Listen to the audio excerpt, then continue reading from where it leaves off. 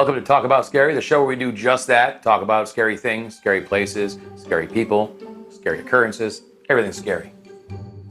I'm Adam. And I'm Shelina. Hey, second episode with Shelina. She's doing well. You'll see Shelina a little bit more and more in case you didn't catch one of our other episodes. Shelina started from the bottom. Now she's up here with us. She's going to be one of our co-hosts on the show. So you'll see Clay once in a while. Sometimes you'll see Shelina. Sometimes you'll see Shelina and Clay. Sometimes you'll see me and Shelina. Sometimes you'll see me and Clay. Sometimes you'll just see Shelina maybe. I don't know.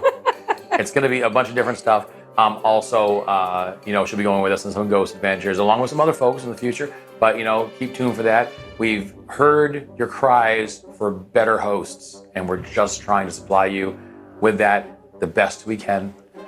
So here's Shelina. A little housekeeping before we start. Again, we have a new special that just came out. It's out on Amazon right now, Amazon Prime Video. I've said every possible combination I possibly can of that. And that is the Ghostly Secrets of the San Carlos. Ooh. Clay and I went to the infamous San Carlos Hotel, the most haunted hotel in Arizona, maybe the world. So who knows? So we went there, we did our own ghost investigation, found some pretty cool stuff. Go check that on Amazon if you can, if you'd like to. It should be on YouTube again sometime in the near future as well. Don't know when for sure, but you can see the preview anytime you'd like. And that's pretty much all I have for housekeeping right now. Stay tuned for some other stuff that we're doing, some ghost hunting stuff that we've already done, and some stuff that's coming up. So thanks so much for that. And without further ado, we're going to get right into it. Shelina, I know you have something you want to share with us, but it's not as the funny stuff we usually do. Once in a while we have a serious episode. It's a serious episode. So I'm going to keep my my asinine comments to a minimum. But you will be inserted for flavor and lightness because, like Adam said, this is a little bit darker. It's actually a combination of talking about spellcasting and then also a woman who is still, as we know it, not found. So today, as I continue to invite a little bit more of myself, infuse myself here into Talk About Scary, I'm going to bring you some information about folks who are of Philippine heritage, who are from the Philippines. That's half of my heritage here. And then also just to speak a little bit about people of color who go missing, who their crimes are not solved. This one actually has a little bit more, I think, action now than when it had started. So I'm very fortunate that I get to have this platform to share this information with you. So thank you so much for letting me talk about it today. No problem. We're going to start with kind of the really, I guess, legendary spookiness of it all. So the Philippines is actually, it was home to a variety of indigenous people before the Spanish explorers arrived in the 16th century. And these groups practice rituals for healing and protection and divination in what is now considered witchcraft or kulam in Tagalog. And also, please forgive me in my incorrect pronunciations, but I would love for anyone to please, feel free to add the correct pronunciations of things here, but I say all of these with the utmost respect. So Mangkukulam is a practitioner of witchcraft or sorcerer. The Mangkukulam are known for their spell casting, which is both benevolent and malevolent, depending on the purposes and the intentions of those who employ them. What's the difference of those two? Benevolent and malevolent? Yeah.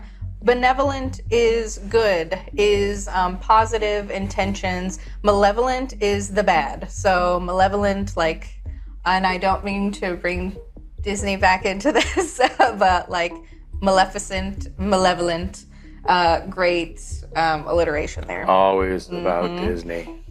Always. Okay. Sorry, not sorry. They cast spells to make people fall in love or cause unexpected accidents. So Mangkukulam may use malevolent, bad, sympathetic magic, sometimes as punishment. The victims of these requests are usually considered the offender, so like a thief or a cheating spouse. Effigies or poppets are connected to the victim through personal items like hair or nail clippings, and those are a common tool used by the Mangkukulam, so kind of similar to probably like a voodoo doll in that culture. The effigies are activated with spells. In certain circumstances, Mangkukulam may conduct rituals that require offerings or sacrifices to appease spirits of supernatural realm in hopes of gaining their favor for assistance.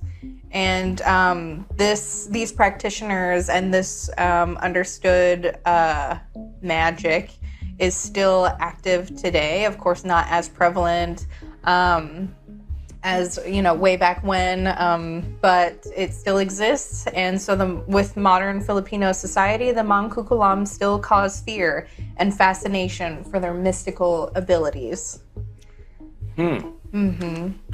This reminds me of something. Reminds me of another kind of voodoo. Reminds me kind of a little bit like Santeria. Like the Mangkukulam, how do you say that? Mangkukulam. Sounds kind of like a bruja, you know what I mean? Like, oh, yeah. Yeah, so like maybe they're not using, saints as ritualistic beings, but everything else kind of ties in with the voodoo. Still real in modern day, they still do it. Some people are afraid of it still. And it's still kind of a part of modern day society, not as prevalent, but There was going to be a song in there, no? Yeah, I'm not going to do it. Oh, okay. I'm not going to do it. We don't have the rights to that song, and I know I probably could do a rendition and get away with it because it's real bad. All I'm going to say is, I don't practice Santeria, and I don't have no crystal ball. That's all I'm going to say. Not in this house. If I had $1 million, though, I'm going to say it. You guys can sing the other part. I'm not going to do it.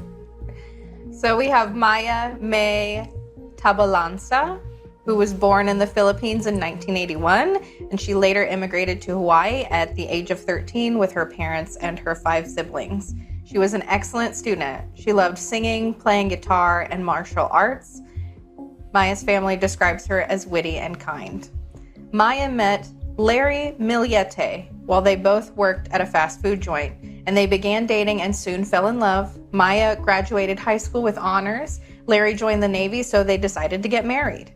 They eventually moved to Southern California. After 10 years of marriage, they had their first child, followed by 2 more. Now, is Millete Filipino as well? Yes, he is. Thank you for clarifying. I didn't know, because it's funny, because Filipinos, a lot of times, their last names sound a lot like Spanish last names. And it's because of the Spanish colonization. Oh, look at what she's staring at me. I didn't colonize anybody. I don't know what she's talking about. They did. Yeah. You're welcome. Sad. Colonizers. So, everyone thought that they were great parents. Maya was hands-on and loved to teach their children music, and both had careers in the Navy. Larry was an optician, and Maya a supervisor contract specialist. And her co-workers described her as a role model, a strong, confident leader, and she made you feel like anything was possible. And on January 9th of 2021, Maya's family visited the Millete's home to celebrate one of the children's birthdays. And the family had not heard or seen Maya since January 7th, which was unusual because she had actually been texting them back and forth to plan a trip for this child's birthday. When they entered the Millete home, it was in disarray. Larry was wearing sweatpants and house slippers, which is fine, but it's actually more casual than his usual party outfits. And then as the party dragged on, Maya was nowhere to be found. Larry told inconsistent stories about her whereabouts, and the birthday girl cried for her mother. Maya's sister, Maricris Drulier, called the police to report her missing. The birthday party turned into a family search party. So homeboy tried to have the party even though mom wasn't around anywhere. Boy, that sounds suspicious, doesn't it? Doesn't it, folks? The Chula Vista Police Department sent 3 police officers to question Larry, but they displayed a lack of urgency to investigate. They stated Larry was cooperative and there seemed to be no foul play. And then in the meantime, Maya's coworker asked her husband to help. And I think because she probably also watches a lot of true crime that, like I do, and we all know the husband is the first suspect. Heck yeah. I'm not going to say that he did it. I'm just saying that's a trope here. Before we go any further. Yeah. The year that this happened again? So her disappearance was January of 2021. Okay, so it's really recent. But if you look in like the early 2000s, there was quite a few women of Asian descent that moved to America with their American soldier husbands. That, I mean, you can look it up, went missing. Guess what happened?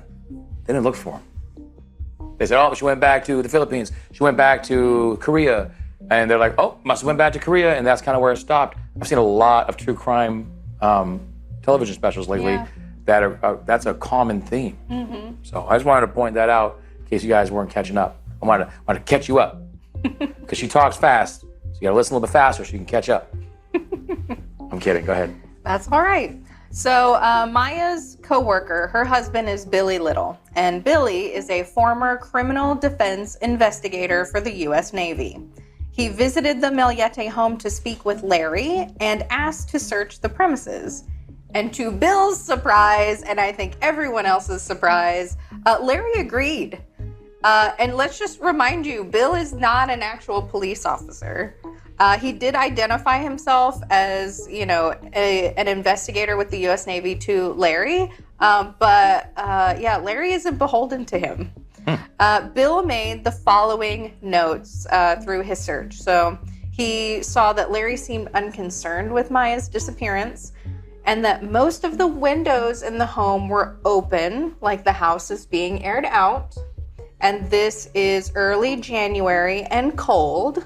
This is in California, so they have seasons, unlike where we are. Hey, we get really cold in January, and I open up all my damn windows. I don't care what people, they get opened. I like it. Well, I will watch out for you. It gets hot, and so you open them up in the winter so you can get the cool air through. Okay. I don't know if that's, All right. I don't know about that. Does it smell like bleach? Probably didn't smell like bleach. Well, open the windows. Yeah, because we're airing it out, possibly. I don't know. Possible. So Bill also noticed that there were several damaged areas in the house. There was seemingly a fresh patch hole in the wall by the door handle of a bedroom. Larry shared that Maya had punched through the wall in anger. Another patched hole was found in the room, but it was higher than what you'd expect from someone of Maya's height. Larry said Maya also punched that hole into the wall. Ew. Yeah.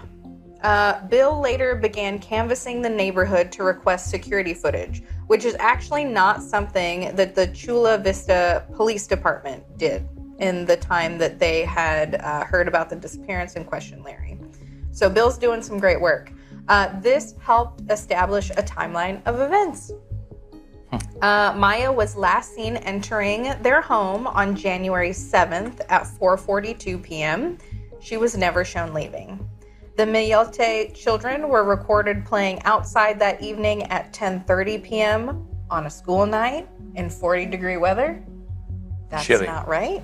Chilly. Larry backs up the Lexus to the house on January 8th at 5:59 a.m., so the next morning. And then Larry is shown leaving in the Lexus around 6:45 a.m. He doesn't return home for 11 and a half hours. That's some suspicious stuff. As my next door neighbor would say, he's a millennial, he would say that's very sus. Sus, no cap. No cap on that sus. True sus. True sus. Captain Crunch. So we also learn, as you probably expected, that Maya and Larry were having marital issues. Ugh. A year later, earlier than the disappearance, Larry made the problems known to Maya's family when he called to ask for help to get her on the Christian way. Maya had mentioned the troubles at home to some family members and friends, but no one person had all of the details about what was going on. In March of 2020, Maya told friends that Larry was obsessed with everything she was doing. She shared that Larry wanted her to be compliant in all things. He tracked her social media and bank accounts. He accused her of having an affair with a coworker and wrote an email to her boss trying to get Maya fired. Damn, son. Yeah, that's next level wrong. That's a straight up dick move right there. Speaking of the Christian way, that's a really intelligent way for him to appeal to her family. Because if you folks don't know, I got the chance to go. Someone took me, very, very kind, took me to the Philippines. And I have never seen such religiosity. It in my entire life, because we come from, in America, we're very secular. I mean, even the most fire and brimstone Christians and Catholics, they're still fairly secular in comparison. It's part of their life. They had a call to prayer in the middle of the day. Fair. It's something that I've seen in like the Middle East. I've never seen it in a different country. I thought it was really interesting. So I know religion plays a big part of their daily life, Catholicism in particular. So I think that's really kind of interesting that he appealed to them to go, hey, she's falling off the path of Christ. I think that's kind of interesting. Which she might have been. I mean, she might have becoming more Americanized and saying, hey, you're a dickweed. I want to go out with this guy instead, or I want to leave you and be with somebody else, right? Fair. Okay, I'm gonna shut up now. Go ahead. No, good points. And to piggyback on that, Larry actually began texting Maya's family Bible verses and saying he was desperate and the devil was tempting him. By December of 2020, they were sleeping in separate rooms. Maya actually found a pair of speakers in her room and confronted Larry, and he did confess that he was playing subliminal messages while she slept. The messages specifically said, "No more men, no more men." She texted a friend after that the marriage was finally over. Maya told her family on New Year's weekend of 2021 that she was ready for a divorce. They told her that they would support her with whatever decision that she made, and Mary Chris, her sister, warned her to be careful. So, 4 days after Maya is reported missing, her family conducts a search at Mount San Miguel Park. Maya and Larry were known to frequent these hiking trails, and Larry also gave a phone interview to a local TV station. He confirmed he and Maya had an argument on the night of January 7th. Remember, that's the last night that she was seen going into the home and not coming out ever. They'd been having problems for about a year. He gave her space because she was always asking for space. And he said he could hear her present in the home the following night, but he didn't see her, and they don't have a palatial mansion. Larry said her parents came by on Saturday morning, but the bedroom door was locked. He unlocked it, and she was gone. He thought she had left and didn't take the car. Why the hell would she not take her own car? And by the way, since we're on it, the homeboy, what was his name again, the investigator? Billy Little. Billy little Billy Little. Billy got all this security footage. I'm just assuming it's from Ring cameras and things. Maybe from like an ATM down the street or something like that. California, y'all got some weird places to put an ATM. I'm gonna tell you right now. Some of them are like a residential. I've been there. It's weird. But anyway, good for them. So he's got the security cameras, maybe from a bodega down the street, something like that. But they didn't see her, right? No. No one ever sees her leaving. No cameras ever catch her leaving the Milletes or the neighbor cameras. That's a weak-ass excuse, Millete. Finally, 2 weeks after Maya's sister reported her missing, the Chula Vista PD issued a search warrant for the Millete home. Their goal was to find evidence that would lead to finding Maya. Great. Larry had a large variety of guns. CVPD seized 2 Glock handguns, a rifle, a shotgun, and an illegal assault weapon. Oh, see, right now we're in Arizona. You can have as many assault weapons as you want. We could actually tile our house in them. But in California, you can't have assault weapons like AR-15s, things like that. Interesting, he's got one of them too. And that, for me, the weapons are not so concerning. We'll get to in a minute why I am worried about the guns. So yeah. On January 26th, another search warrant was issued for the navigation system from the Lexus. Let's remember, that's the car that Larry was seen backing up into the house and then leaving in. Investigators find that during the 11 and a half hours he was away from the home, that Larry entered his home address 2 hours out from the house on his way back. So he might be familiar, he might not be familiar where he is. So that was January 26th. We're going to February 5th. CVPD and Maya's family held a press conference asking for help to find Maya. And Larry has stopped communicating with the police at this point. He also retains a lawyer, which I am a big advocate, regardless of, whether you've done it or not, I think everyone, you know that your right is to have a lawyer. Don't talk, don't do anything, because you don't know the law. You might, but don't. Get your ass a lawyer. Get a lawyer. No matter what, get a lawyer. So Maya's family organizes a group called Help Find Maya that conducts searches most weekends in Anza Borrego Desert State Park, Otay Lakes, and Marin Valley Road, all areas that both Maya and Larry are familiar with. In March of 2021, this is where we're bringing it back home. Bill finds evidence that Larry reached out to several spellcasters online. His first requests were spells to make Maya fall in love with him again. Aww. But the marital problems worsened and Larry's intentions turned dark. One of the spell requests stated, "Hi, just FYI, we're in the desert, dirt biking, and off reading for 4 days. Can you hex to have her hurt enough that she will have to depend on me and need my help? She's only nice to me when she needs help or sick. Thanks again. Maybe an accident or broken bone." So he must have meant off-roading. He did. Okay. Off-reading. Autocorrect. Hey. One of the last spell requests read, "Please punish May and incapacitate her enough so she can't leave the house. It's time to take off the gloves." Take off them gloves. Yeah. That's it. And then, side note, we do learn that spellcasting, I think he spent maybe like $5 or $10 on each spell. Cheap. That's your problem right there, man. If you're gonna buy a spell, if you subscribe to that, go ahead and kick up the extra money. Spend $200, $5 or $10 in each spell, man. That's bargain basement shit. You just went to the dollar store of spells. They're not gonna work.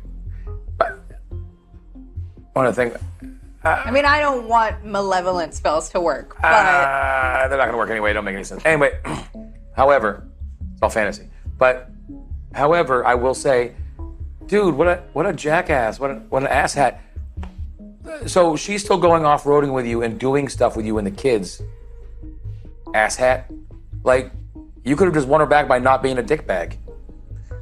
you know, we could have spent money on therapy. Some therapy? It's a little bit more expensive than $5 or $10 a spell. But that is, if you're saying to already spend more money to get more, you know, oomph out of a spell, then maybe we could invest in like communication skills and talking to each other. Yeah, and you know if he's being cheap with that with a spell too, he didn't even get a good speaker for under the bed. He just got those Logitech ones, those wireless. That's how she found it. It was wired. It was like to wires the laptop. all. The laptop yeah. is just doing this in a corner, like creep. All right. So we're gonna fast forward to May 7th. CVPD served multiple search warrants to the Millete home. Investigators had searched Larry's phone and found an image. This is okay. I'm gonna pause because I slipped. But also, this is why I am concerned about the guns.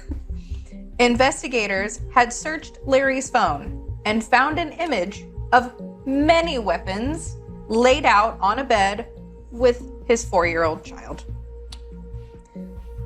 No.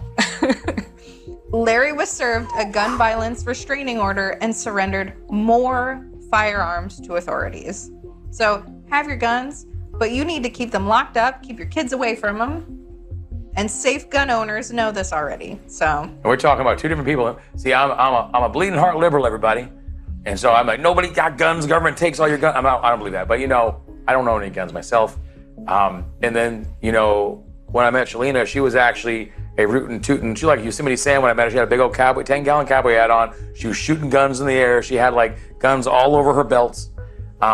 True story.